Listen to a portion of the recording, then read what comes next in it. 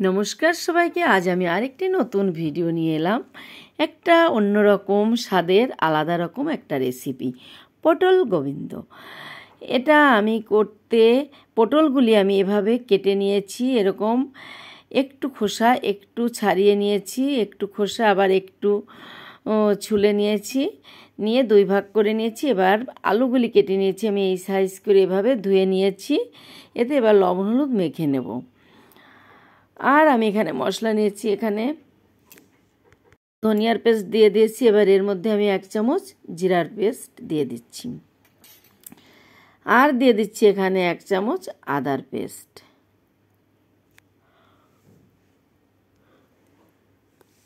দিয়ে দিচ্ছি এখানে আমি একটু লাল মরিচের গুঁড়া, শুকনো মরিচ আর কি। আমি কিন্তু ঝালের পরিমাণটা এখানে খুবই কম দেব। দিয়ে দিচ্ছি এখানে 1 চামচ বাদামের পেস্ট। এগুলো কিন্তু আমি সবই পাটায় বেটে নিয়েছি। এবার বাদামের পেস্ট আর নিয়েছি এখানে আমি পোস্তর পেস্ট, এই যে এই চামচে, আর নিয়েছি নারকেলের পেস্ট এখানে। তো আমি এখন এগুলির মশলাগুলি রেখে লবণ হলুদ মেখে আলুগুলি ভেজে নিচ্ছি। আলুগুলি ভেজে তুলে নিয়ে এরপরে আমি পটলগুলিও কিন্তু ভেজে নেব। তো আমি সব কিছু ভেজে তুলে নিয়ে কড়াই পরিষ্কার করে আবার তেল দিয়ে দিয়েছি। তেলের মধ্যে আমি এবার জিরা, লবঙ্গ, দারচিনি, এলাচ ফোড়ন দিয়ে দিলাম। দিয়ে দিলাম 2টা তেজপাতা, 2টা শুকনা মরিচ। ফোড়ন একদমই হয়ে গেছে। এই পর্যায়ে দিয়ে দিলাম কয়েকটা গোলমরিচ। এইবার আমি এর মধ্যে দিয়ে দিচ্ছি পেস্ট করে রাখা মশলাগুলি, সব মশলা, ধনিয়া, জিরা, শুকনো মরিচ, আদার পেস্ট। আমার পেস্টটা কষিয়ে নেওয়া হয়ে গেছে। এই পর্যায়ে আমি দিয়ে দিলাম পোস্তর পেস্ট। পোস্ত দানার পেস্ট দিয়ে এবার আমি এর মধ্যে দিয়ে দিলাম নারকেলের পেস্টটা। এই পোস্ত দানা নারকেলের পেস্ট দিয়ে আমি কিন্তু বেশি সময়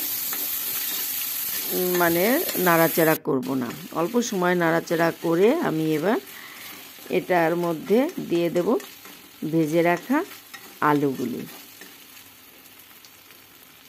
ভেজে রাখা আলুগুলি আমি দিয়ে দিলাম, আর দিয়ে দিচ্ছি এর মধ্যে ভেজে রাখা পটলগুলি দিয়ে এবার এটাকে আমি আর দিয়ে দিচ্ছি এর মধ্যে এই যে এই পরিমাণ গোবিন্দভোগ চাল দিয়ে দিলাম। গোবিন্দভোগ চাল এটা দিয়ে আমি এবার একটা নাড়াচাড়া করে নিচ্ছি, কষিয়ে নিচ্ছি আর কি। এই পর্যায়ে দিয়ে দিচ্ছি 1 চামচ চিনি।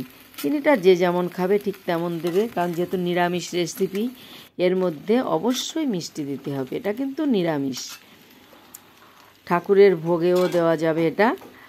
আর এর মধ্যে দিয়ে দিচ্ছি এখন এই পর্যায়ে আমি দুধ, লিকুইড গরুর দুধ কিন্তু 1 কাপ। আর এর মধ্যে দিয়ে দিচ্ছি এবার একটু গরম জল দিয়ে একটু নাড়াচাড়া করে নিচ্ছি আমি। এটা কিন্তু খেতে অসম্ভব মজার একটা রেসিপি। দিয়ে দিচ্ছি এর মধ্যে একটু পরিমাণ মতো হলুদের গুঁড়া, স্বাদ মতো লবণ দিয়ে দিলাম। দিয়ে এবার আমি এটাকে একটু নাড়াচাড়া করে নেব। দিয়ে দিলাম কয়েকটা কাঁচামরিচ। আর এটাকে কিন্তু সবসময় একটু নাড়াচাড়া করতে হবে, তা না হলে কিন্তু তলে লেগে যাবে। এবার আমি এর মধ্যে এটাকে ঢেকে দেব। এটা কিন্তু আমি নাড়াচাড়া করছি, আর কিন্তু একটু ঢেকে দিচ্ছি, একটু একটু করে ঢেকে দিচ্ছি। আর এই পর্যায়ে আমি দিয়ে দিচ্ছি কিন্তু কিছু চীনাবাদাম, কারণ আমার এখানে দেওয়া উচিত ছিল কাজু বাদাম, কিন্তু কাজু বাদাম আমি দিতে পারিনি, আমার কাছে নেই। ইউটিউব আমাকে টাকাও দিচ্ছে না, যার জন্য কাজু বাদাম দিতে পারলাম না। এই পর্যায়ে দিয়ে দিলাম কিছু কিচমিচ। এভাবে রেসিপিটা করে তোমরা খেয়ে দেখতে পারো, ট্রাই করতে পারো। খেয়ে ভালো লাগলে নতুন বন্ধু হলে চ্যানেলটি সাবস্ক্রাইব করে চ্যানেলটির পাশে থাকবে, আর পাশে থাকা বেল আইকনটি অন করবে, এমন নতুন নতুন ভিডিও পেয়ে যাবে। আর যারা চ্যানেলটি সাবস্ক্রাইব করেছে তাদেরকে অসংখ্য অসংখ্য ধন্যবাদ। এই পর্যায়ে আমি কিন্তু এর মধ্যে দিয়ে দিচ্ছি 1 চামচের মতো কেওড়া জল। কেওড়া জলটা দিয়ে এখন এর মধ্যে দিয়ে দিচ্ছি 1 চামচ ঘি।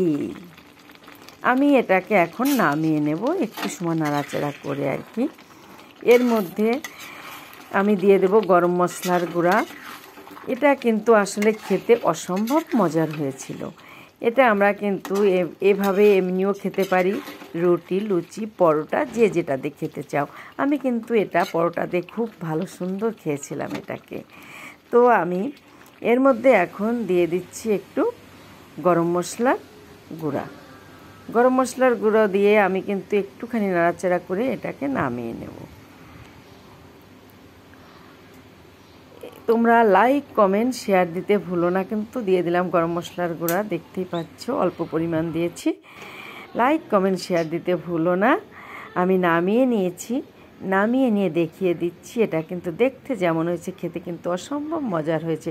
ঠাকুরের ভোগ রান্নার করার মতো, এটা কিন্তু ঠাকুরের ভোগেও আমরা দিতে পারি। তো সবাই ভালো থাকো, সুস্থ থাকো, সবাইকে ধন্যবাদ। আজ এই পর্যন্ত।